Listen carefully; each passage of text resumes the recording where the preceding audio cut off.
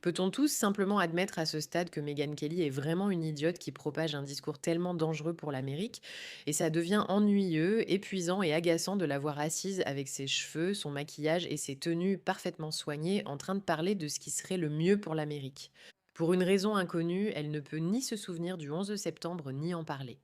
Elle va vraiment trop loin avec cette perspective stupide, stupide, stupide qui pense que, l'Amérique d'abord, signifie que l'Amérique ne doit s'impliquer dans aucun autre conflit, surtout un conflit qui concerne le principal ennemi des États-Unis et qui a stabilisé à la fois la Chine et la Russie.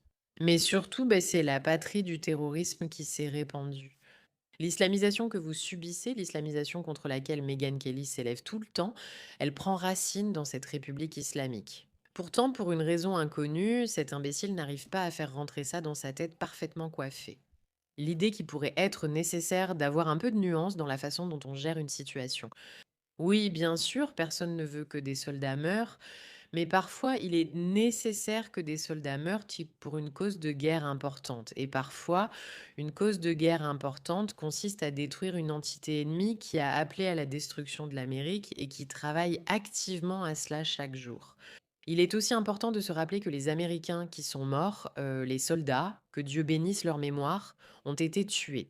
Parce que cette république islamique a juré de tuer tous les Américains et a tiré directement sur des bases aimées américaines.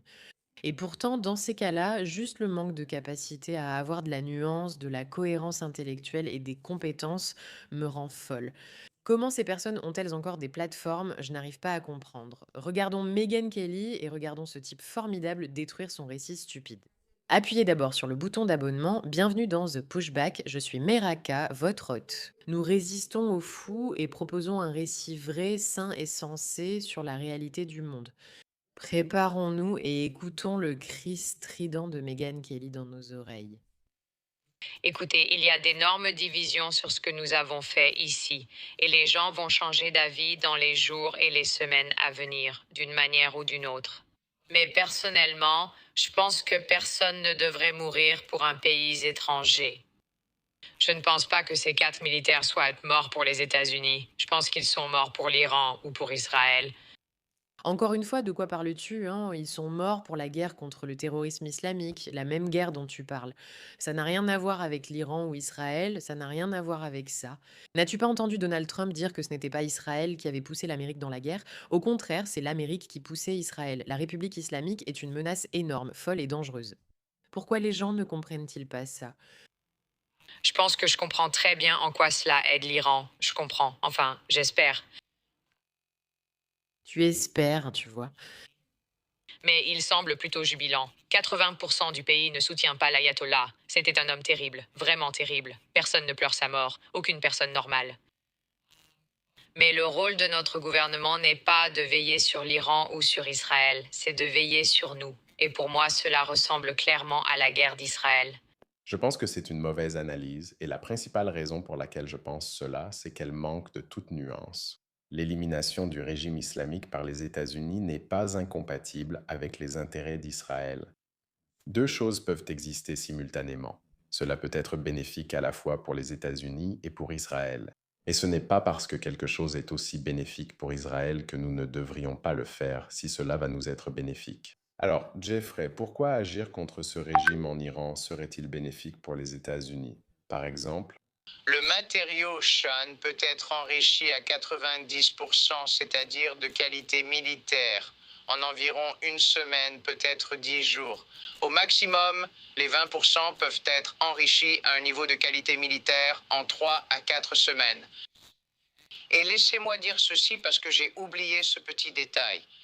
Lors de cette première réunion, les deux négociateurs iraniens nous ont dit directement, sans aucune honte, qu'ils contrôlaient 460 kg d'uranium enrichi à 60% et qu'ils savaient que cela pouvait permettre de fabriquer 11 bombes nucléaires et c'était le début de leurs négociations. je veux dire, Écoute, c'est ça qui est stupide avec les Américains. Tellement imbus d'eux-mêmes qu'ils ne comprennent rien. Chaque fois que tu entends un responsable américain comme Trump ou Netanyahou dire que les Iraniens ont des capacités nucléaires ou qu'ils s'en approchent, tu as tous ces gens d'extrême droite, d'extrême gauche, peu importe, qui disent ouais, vraiment, une menace existentielle, c'est faux, ce n'est pas réel, Ce sont juste ces gens qui dramatisent. Ils veulent juste une autre raison de nous entraîner dans une guerre. Sauf que c'est la République islamique elle-même qui l'admet et qui le dit. Ce sont eux qui disent: oui, nous avons maintenant les capacités nucléaires. Peut-on leur faire confiance? C'est une discussion pour une autre fois, mais si tu prends leurs paroles au sérieux, alors tu dois comprendre que c'est une menace sérieuse. Ce sont eux qui disent qu'ils ont ces capacités. Bon, écoute ça, ils s'en vantent, ils en sont fiers.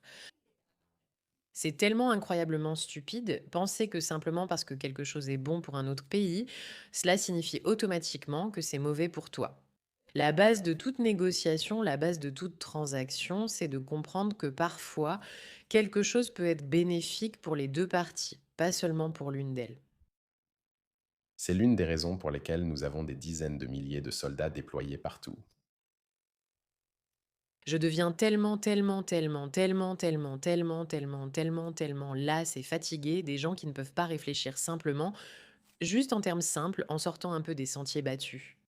Des dizaines de milliers d'Américains seraient bien plus en danger si l'Iran avait des armes nucléaires. En plus de cela, l'Iran est le bailleur de fonds de nombreux relais terroristes dans tout le Moyen-Orient.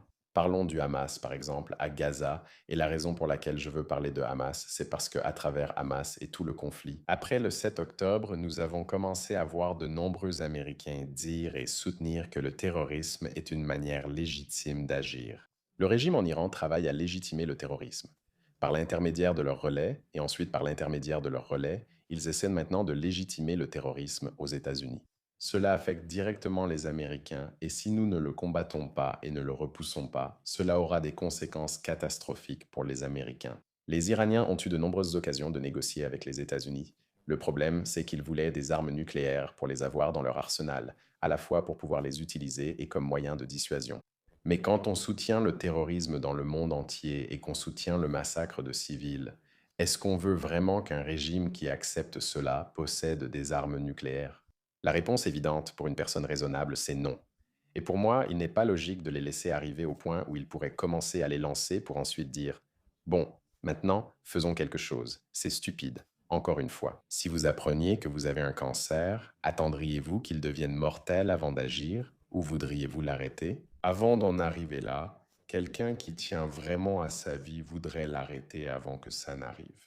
Ce n'est pas fou, mais je pense que tellement de gens sont tellement concentrés sur Israël, n'est-ce pas? Ce n'est pas fou, ce n'est pas du tout fou, il n'y a rien de fou là-dedans, littéralement, rien de fou là-dedans. Si cela profite à Israël d'une quelconque manière, ils ne veulent pas que ce soit fait, ce qui pour moi manque de nuance et, franchement, est idiot. Si nous en bénéficions et qu'Israël en bénéficie aussi, tant mieux, faisons-le. Mais il semble qu'il y ait tellement de gens qui pensent que si cela va profiter à Israël d'une quelconque manière, nous ne devrions rien faire. Même si ne rien faire nuit à notre pays ou met notre peuple dans une situation plus précaire. Leur mépris pour Israël est si fort qu'ils préfèrent voir les Américains moins en sécurité ou stratégiquement désavantagés plutôt que de voir Israël en bénéficier, ce qui n'est pas l'Amérique d'abord, c'est simplement être contrôlé par des sentiments anti-Israël.